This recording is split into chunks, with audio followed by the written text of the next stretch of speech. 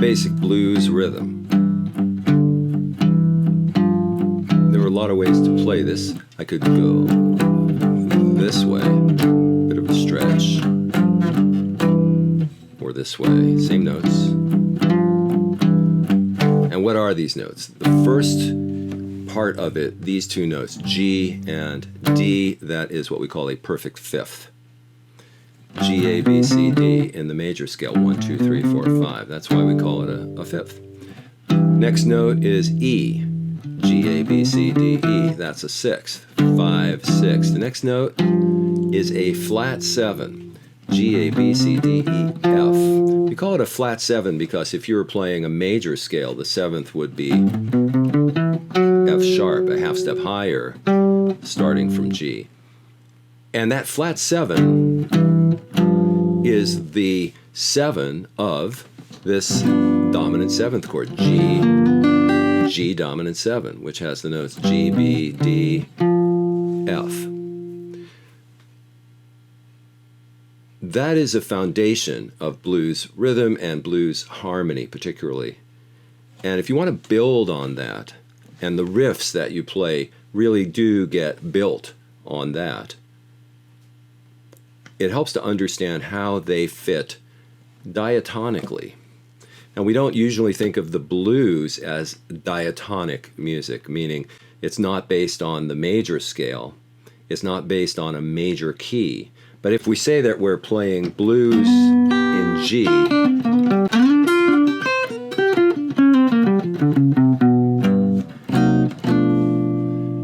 using a G dominant 7th chord as the 1 chord, the starting point of our blues 1, 4, 5 pattern.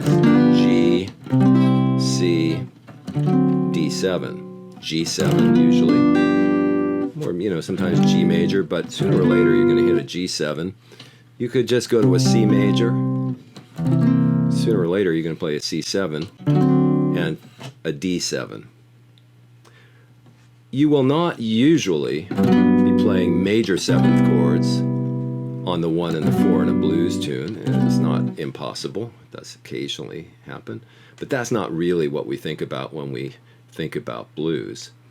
And that's not the fundamental idea of blues. The fundamental idea in blues harmonically, in terms of chord structure and building on that chord structure, is the dominant 7th chord on the 1, on the 4, and on the 5. When you have a dominant 7th chord on the 1 and the 4 and the 5, yeah, you are not in a diatonic key. Blues in G is not the key of G in the traditional sense that it's the key that has all natural tones, G, A, B, C, D, E, F sharp, all natural tones except for 1 sharp. That's the key of G. But if you're playing a G dominant 7th chord, you're playing a chord that is actually the 5 chord of the key of C, C major. And we tend to refer to these dominant 7th chords as 5 chords. You'll see often Roman numeral 5 with the number 7 next to it. A dominant 7th chord is always, theoretically, a 5 chord of its related key or its mother key, its home key. If every chord in a blues tune is a 5 chord, well, that gets a little confusing because we're calling them 1, 4, 5. We're saying G is 1, C is 4, and D is 5. And yet, diatonically speaking, each of those is a 5 chord all the time. So it's kind of like if you're an actor in a movie and your name is, your name, but you're playing a role in a film and you have to assume the identity of an imaginary person or the person in the script. And that's what kind of happens with dominant chords in blues. The 1 chord is a 5 chord becoming sort of playing the role of a 1 chord, and the 4 chord is a 5 chord playing the role of a 4 chord. And the 5 chord is actually just being itself. It's making a cameo appearance as itself for that moment. You can't really build on those chords if you don't get that. If you don't get that each of those chords relates to another key for the harmonic structure that you build on it. So as an example, just starting out with a basic kind of run, a double stop run, we can think of that as a harmonic idea. When you have two or more notes at a time, it's harmony. It's a harmonic concept. So this is what? This is a B minor third. This is a C major third. This is a D minor third. B minor third, C major third, D minor third. How do we identify those three double stops? Do we think of them relative to the chord itself? What if we did that? We would have the B minor third would be a 3 of the G chord. It's the third of the G chord. So the C major third would be the 4 of the G chord. And the D minor third would be the 5 of the G chord. And that would be fine, but if we say, okay, we're playing 3, 4, 5 generically, if you said, I'm going to play 3, 4, 5, I'm going to play thirds, and they're going to be 3, 4, 5, you would have to make it clear that you were building those thirds off of a dominant 7th chord. In other words, off of the 5 of the key. So it would be the 3 of the 5, the 4 of the 5, and the 5 of the 5. Well, that's a lot of counting, a lot of numbers. Why not think of them relative to the mother key, the diatonic key? So if you're playing a dominant 7th chord and you do this, what you're playing is 7, 1, 2 diatonically. This B minor is the 7 of the key of C. C major, of course, is the 1 of the key of C, and D minor is the 2 of the key of C. So when you play a dominant 7th chord, those three positions are a 7, a 1, and a 2 diatonically. And that will be true when you play the 4 chord as well.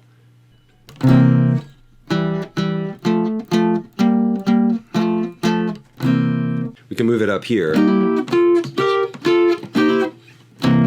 That's the same thing. An octave higher. It's 7, 1, 2 there too, and it's 7, 1, 2 if we do it on D, 7, 1, 2.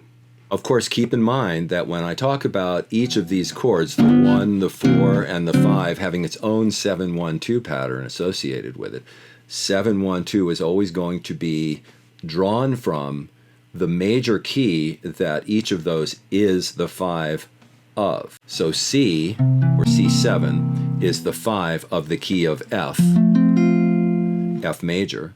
And so the 7, 1, 2 of C7 is going to be E minor, F major, G minor. And of course the D7 is the 5 of G. And so now we have a 7, 1, 2 of the key of G major for our D7 chord. And so that would be F sharp minor, G major, A minor. And that is what fits with the D7 chord. So D7 has its 7, 1, 2 idea based on the fact that that D7 is a 5 chord, and the C7 has a 7, 1, 2 idea based on the fact that that C7 is a 5 chord of the key of F, D7 is the 5 chord of the key of G, and G7 is the 5 chord of the key of C. So you thought blues was simple, right? Each chord relates to a different diatonic key. So this idea of 7, 1, 2, 7, 1, 2, 7, 1, 2 has the same logic as the logic that we use to call the chord a dominant 7th chord in the first place. each of those is a dominant seventh chord, meaning each of those is a 5 chord relative to another key. So if we're going to do that, if we're going to call it a dominant seventh chord, we might as well go all the way and just say, okay, that's a 5 chord, and I'm not going to stop there. I'm going to identify the riffs that I build off of that 5 chord using the same numerical strategy that gets me calling that a 5 chord in the first place. And so building on top of that, if you have 7, 1, 2, building on your dominant seventh chord, 7, 1, 2, again, diatonically 7, 1, 2, and you invert that. And now that B and that D, B, D, become an inversion, meaning the B will be the high note and the D will be the low note. And that we can do that by playing an open B and an open D against a G, and then a C and an E, and then a D and an F. So now we have this riff that is an inversion of this. And yeah, we could, once again, we could call these sixths. We could say, okay, D is 1, D, E, F, G, A, B, that's a sixth. And E and C, E, F, G, A, B, C, that's a sixth. So this is a major sixth, a minor sixth, and a major sixth, instead of saying inverted minor third, inverted major third, inverted minor third. Inverted thirds are simpler theoretically than sixths, especially if you have the same 2 notes and all you're doing is inverting them. So if you start with this, you've got B, D, C, E, D, F, and the same situation again. B, D, C, E, D, F.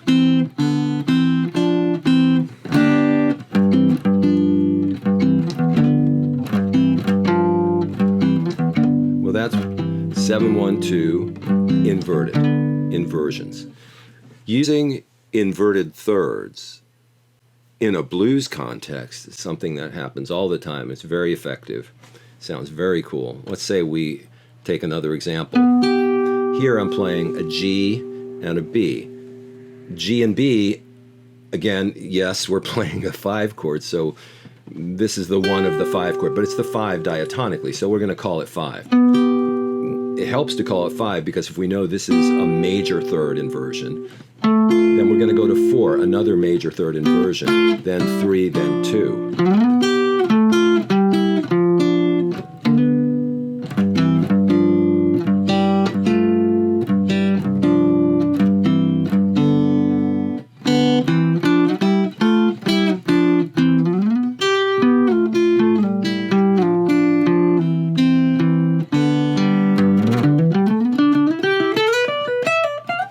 So now to put this in a little bit more complete context, I'm going to play all of the thirds in the key of C.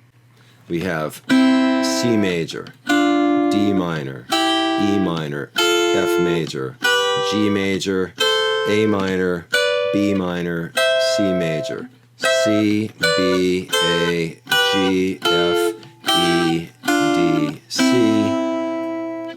And we can number these as well, right? So C is 1, D minor is 2, E minor is 3, F major 4, G major 5, A minor 6, B minor 7, and C major 1 again. And in that sequence, we have major thirds and minor thirds. There are actually 3 major thirds and 4 minor thirds. There are a number of unique sequences in every major key. The 7, 1, 2 is a unique sequence in that you have a minor third followed by a major third followed by a minor third. That does not happen anywhere else. The other 2 major thirds, well, the 4 is followed by the 5, both major. The 5 is preceded by the 4, both major. And the 4 is preceded by the 3. And the 5 is followed by the 6. 3 and 6 are minor, so we have minor, major, major, minor. So anytime you hear that, that's 3, 4, 5, 6, 5, 4, 3. And this is 7, 1, 2, 1, 7. So we can identify musical ideas numerically, knowing exactly what we're going to hear or play based on an understanding of the major minor sequence of thirds in the major key. We can take any of the sequences in the diatonic key and use them to form blues ideas. So let's say we actually start on the root of the G chord, 1 in the chord, but 5 of the diatonically related key of C. We go 5, 4, 3, 2. A countdown, 5, 4, 3, 2, and we connect it to our 1 chord, and then we go to our 4 chord and do the same thing. And our 5 chord.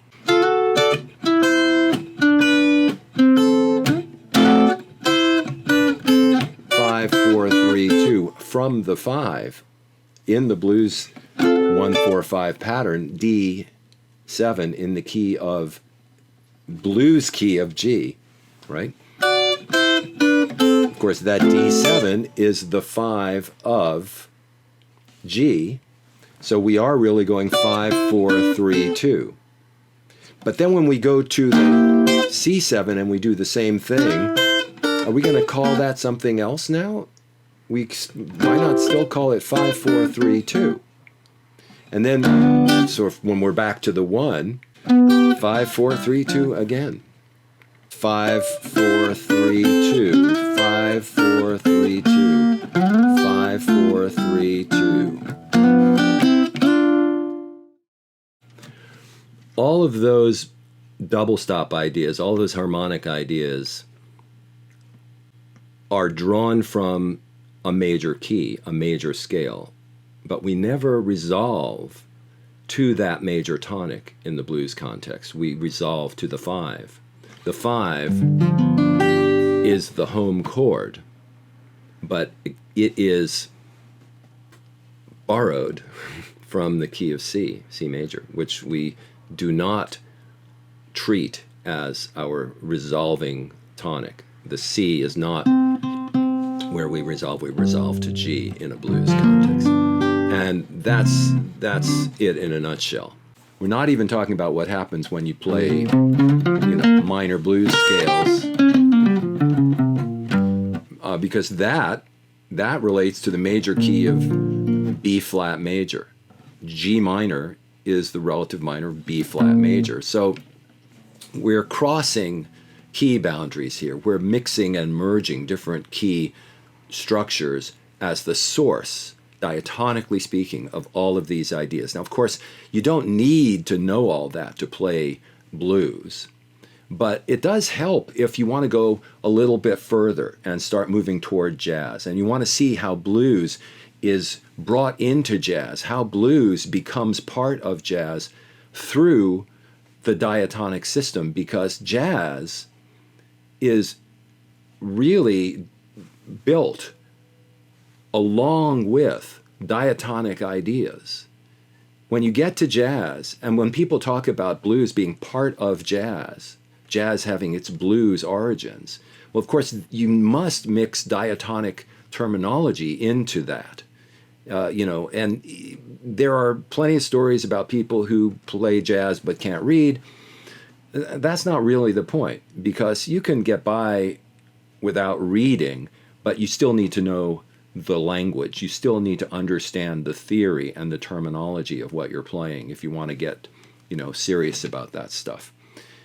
Hopefully that will give you some insight into the way blues ideas are worked into the diatonic system, the way the diatonic system can be worked into the blues, and how that can be used as a platform, as a basis for going even beyond that. So if you get anything out of this video at all, if you enjoy any of my videos and you want me to do more, encourage me. Subscribe, like stuff, you know the deal. So anyway, I will be probably doing more of these.